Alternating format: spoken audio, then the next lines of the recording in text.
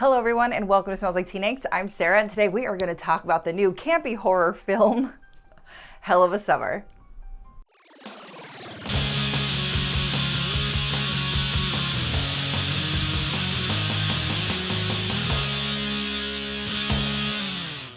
Before we get started, make sure you like and subscribe and comment along about what you thought about Hell of a Summer, and let's get into it.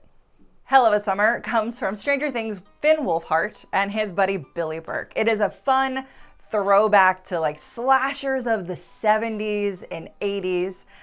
It is fun, campy, and hilarious.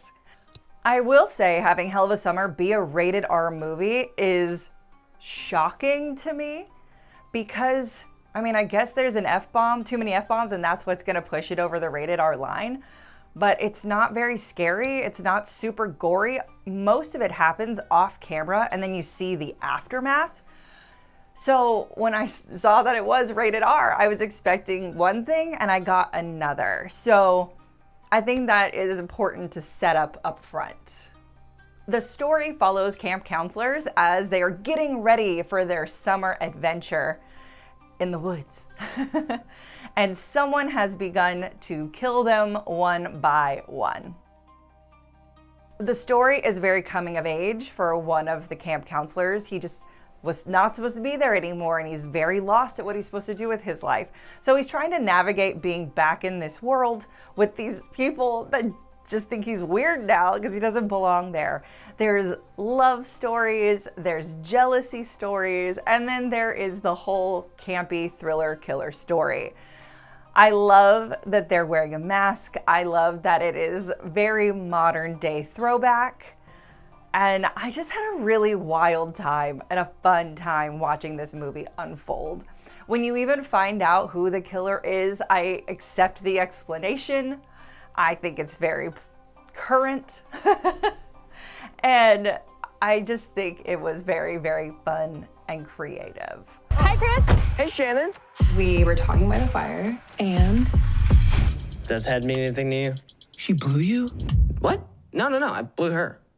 When it comes to a movie like Hell of a Summer, nailing the camp, nailing the funny, I think is what's most important, and this absolutely does that. It kind of falls in line with Bodies, Bodies, Bodies, or Bottoms, that very like Gen Z humor that I think is absolutely hilarious.